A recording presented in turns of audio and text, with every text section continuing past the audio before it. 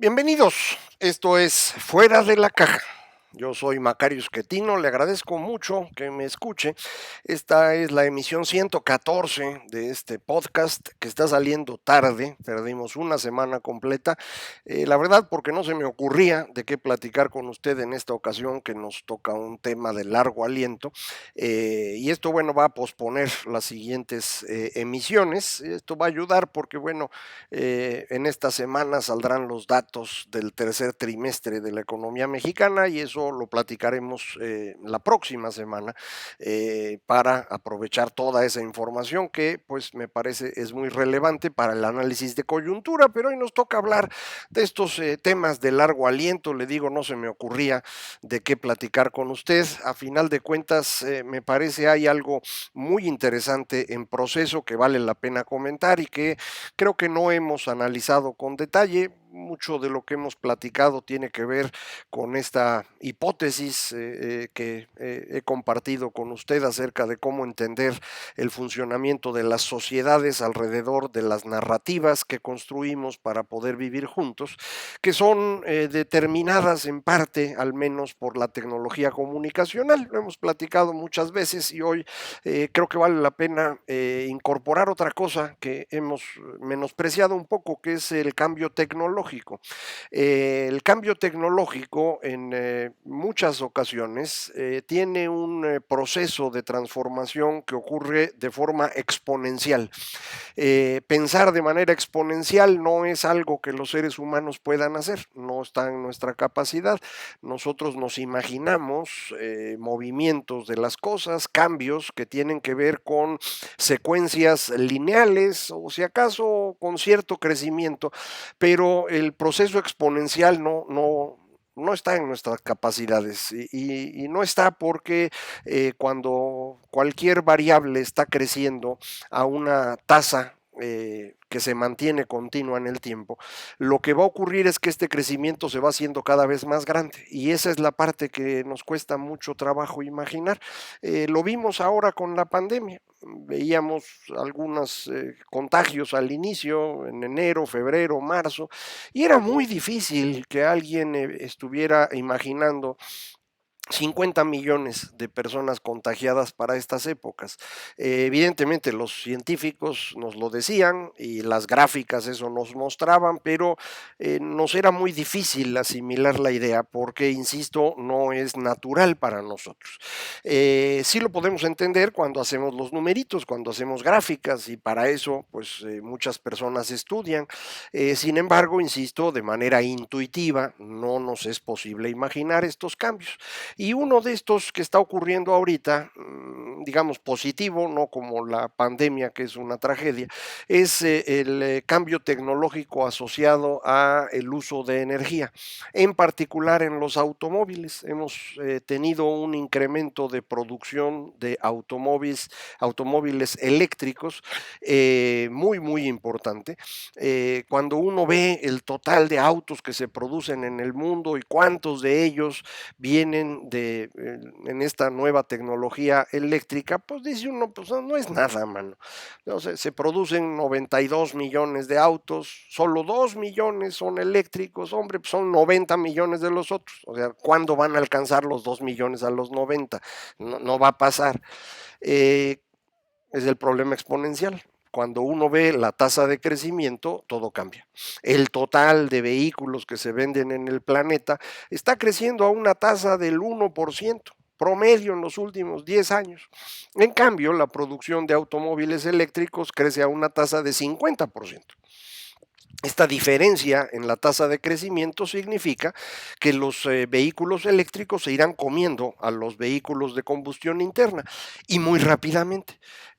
Muy probablemente para el 2025, y estamos hablando 5 años nada más, lo que vamos a tener es un total de autos vendidos en el mundo de 95 millones. Y de esos, tal vez 20 millones sean eléctricos. Y eso sí ya es una diferencia importante.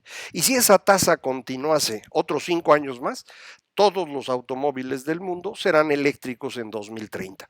¿Va a ocurrir esto o no? No tengo idea, nadie sabe qué va a pasar, pero lo que podemos ver con las cifras es ese comportamiento. Si usted ve el consumo de energía en el mundo, cuánta viene de combustibles fósiles, es decir, carbón, petróleo, gas natural, pues resulta que 85%, 87% viene de los combustibles fósiles. Y el resto, pues hay un porcentaje no menor de energía nuclear y otro cacho grandote de energía hidroeléctrica. Y entonces lo que propiamente es energía alterna, viento, sol, pues parece que no es nada. Nuevamente, la tasa de crecimiento es la gran diferencia. Y esta tasa de crecimiento indica que muy probablemente para 2040 estemos hablando de un consumo equivalente entre petróleo y energías alternas, es decir, electricidad producida por sol y por viento. ¿Esto significa que va a desaparecer el petróleo? Pues no. Probablemente desaparezca el carbón casi por completo porque es muy sucio.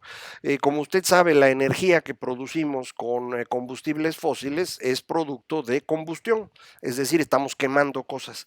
Y quemar significa que el oxígeno del ambiente se combina con el hidrógeno que está adentro del carbón y con esto se produce energía. Nos da como resultado vapor de agua y desafortunadamente dióxido de carbono. Obviamente hay otras porquerillitas en el carbón y en el petróleo y demás, pero la esencia es esa. El carbón tiene muy poco hidrógeno y un montón de carbón. Entonces produce usted poca energía y mucho dióxido de carbono. En el petróleo hay más hidrógeno por cada unidad de carbón y entonces produce usted un poco más de energía y bastante dióxido de carbono. Y en el gas natural tiene usted un montón de hidrógeno. Por eso es gas, porque tiene tanto hidrógeno y tan poquito carbono que ni siquiera se hace sólido, por eso está como gas. Y esto nos permite producir un montón de energía con menos dióxido de carbono. Y entonces nos hemos ido moviendo hacia allá en un primer esfuerzo por dejar de contaminar al planeta. Pero ahora resulta que la producción de energía con base en sol y viento ya es igual de barata o más que el uso de gas natural. Ya deje usted la parte de si contamina o no, es más barata la producción. Ya no necesitas subsidios del gobierno para que esto funcione. Entonces ya entramos en el proceso en el cual vamos a ir disminuyendo significativamente el consumo de combustibles fósiles y vamos a ir incrementando el de las fuentes alternas. Es imposible sustituir por completo hasta este momento los combustibles fósiles porque hay momentos en los que no hay sol, es de noche, por ejemplo, o no hay viento, entonces no puede uno tener garantía del abasto, pero además para ciertos niveles de voltaje no te da ninguna de estas dos cosas la cantidad necesaria y entonces conviene más usar, por ejemplo, gas natural. Pero si nos moviéramos a puro gas natural, sol y viento, la contaminación se reduciría de manera muy significativa. Y esto en parte es uno de los motores, permítame usar esta palabra, de la gran transformación en la industria automotriz que va a ir acompañada de una transformación en la industria energética.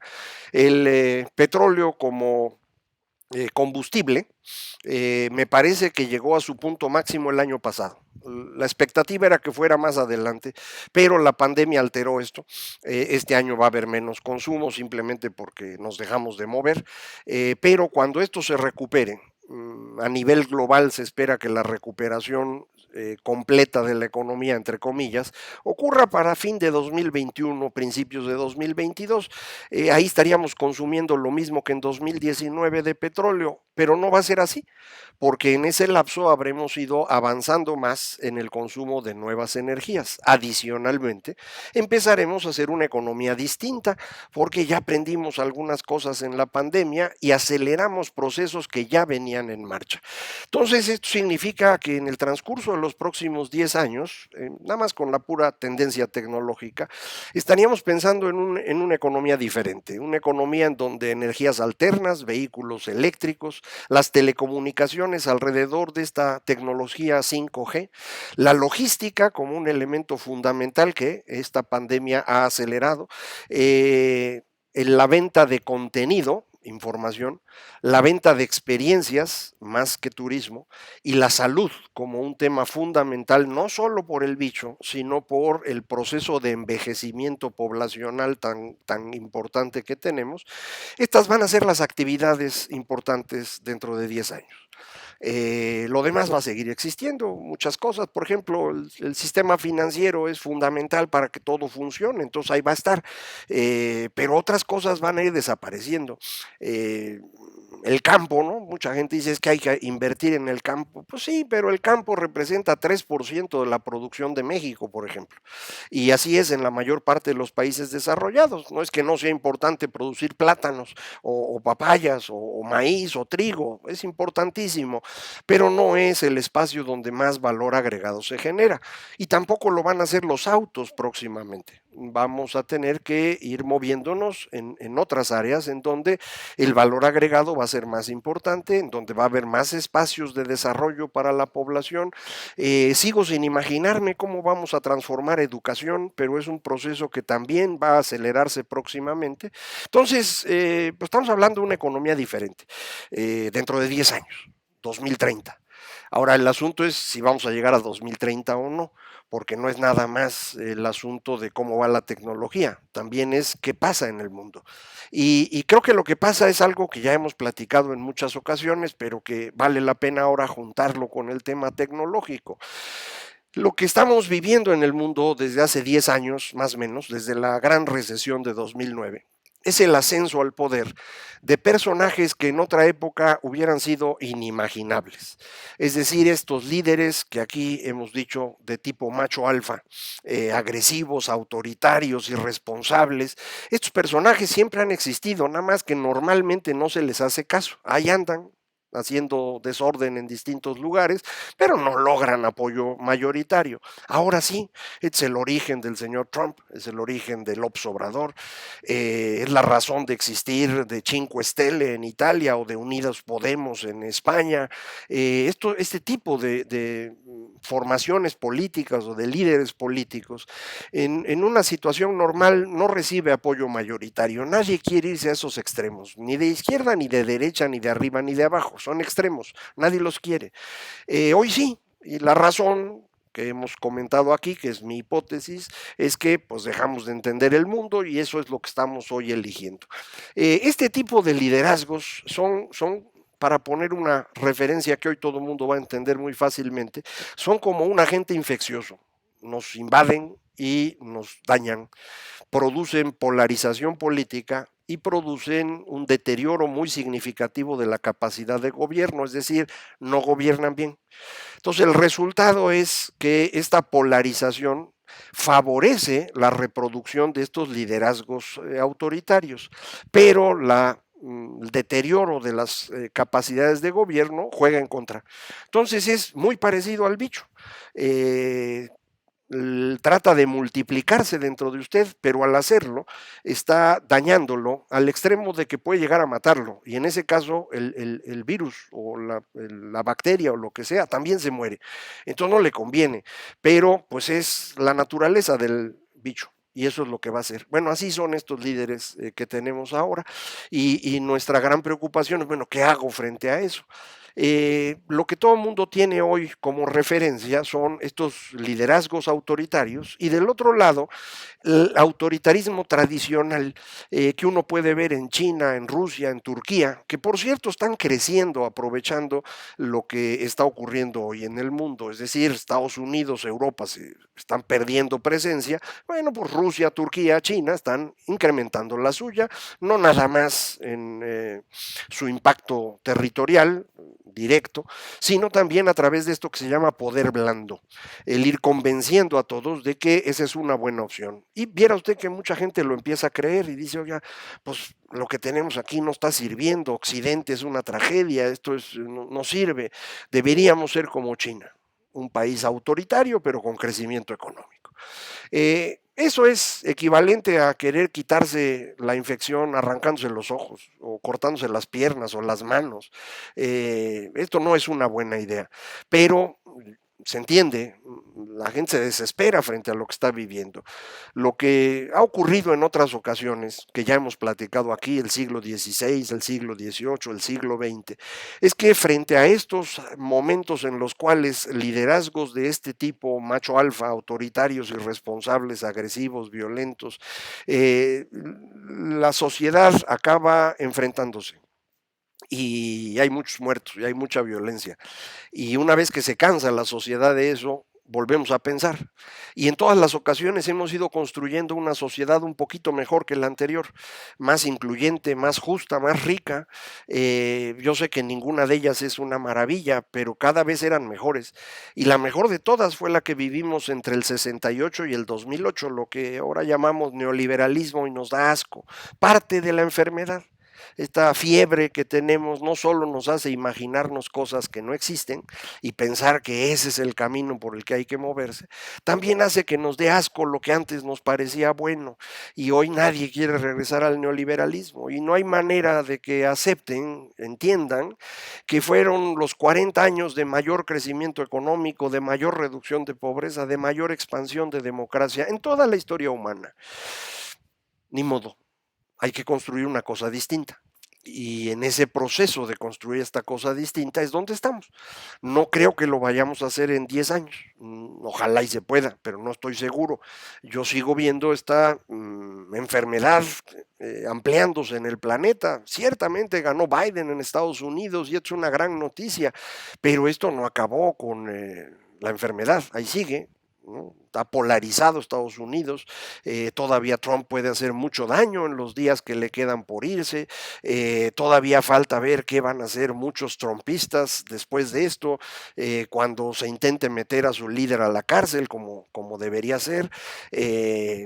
Los trumpistas que tenemos en México, que ocasionalmente se nos aparecen por aquí en el podcast para insistir que no entendemos nada y que Trump es el gran salvador de la humanidad, pues otra vez es la enfermedad, es la infección. Estamos buscando una solución por el camino equivocado. Estamos pensando que las comunidades ficticias, los líderes agresivos e irresponsables nos pueden defender de un mundo que ya no entendemos. Y no es así. Lo que nos va a resolver el problema es volver a entender el mundo. Y cuando me refiero a entender el mundo, no estoy hablando de entender cómo funcionan las energías alternas, o si hay que producir más autos de un tipo o del otro, o si usamos gas natural. No es un problema tecnológico. Nuestro problema del mundo es un problema humano. ¿Cómo le hacemos para vivir juntos en sociedades muy grandes, de manera que podamos vivir pacíficamente y colaborando entre nosotros? ¿Qué tipo de valores nos deben regir para funcionar en esta sociedad? ¿Cómo esos valores se van desenvolviendo en estructuras de gobierno, en estructuras de producción, en las maneras más razonables para distribuirnos el trabajo entre todos? Esta es la parte que necesitamos construir, esto es lo que estamos tratando de pensar, pero otra vez todavía no está la idea completa y como no está, pues nos seguimos angustiando y seguimos sufriendo, de manera pues que los próximos 10 años van a seguir siendo, yo creo, de enfermedad. Vamos a seguir infectados y vamos a seguir sufriendo estos liderazgos que nos hacen daño, que generan polarización, que reducen la capacidad de gobierno. Algunos enfermos se nos van a morir en el camino. Entre los enfermos más riesgosos yo veo a México, pero no lo voy a hablar hoy porque no es coyuntura. Esto es lo que vamos a tener.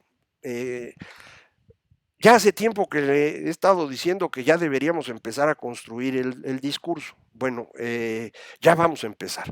No sé si antes de que acabe este año o si empezando el próximo, porque yo creo que vamos a tomarnos un par de semanas de vacaciones, a ver qué hacemos. Pero ya creo que ha llegado el momento de empezar a discutir formalmente qué significa este cuento, este modelo, esta narrativa, y cómo se construye. Y con eso, pues empezar a ir cubriendo los pedacitos. Ya me queda a mí bastante más claro el proceso anterior. No quiero decir que lo entiendo por completo, pero me queda más claro, de forma que creo que ya podemos empezar a irlo analizando aquí y recibiendo los comentarios de todos ustedes, pues irlo perfeccionando. Yo les agradezco todos los comentarios que hacen, no les agradezco a los que me insultan, de preferencia no lo hagan, si no les gusta, pues nomás no me vean y no pasa nada. Pero todos los demás que me ayudan a entender mejor, haciéndome notar errores o ayudándome a imaginar cosas, yo se los agradezco muchísimo y espero que así sigamos. Próxima semana vamos a hablar de coyuntura.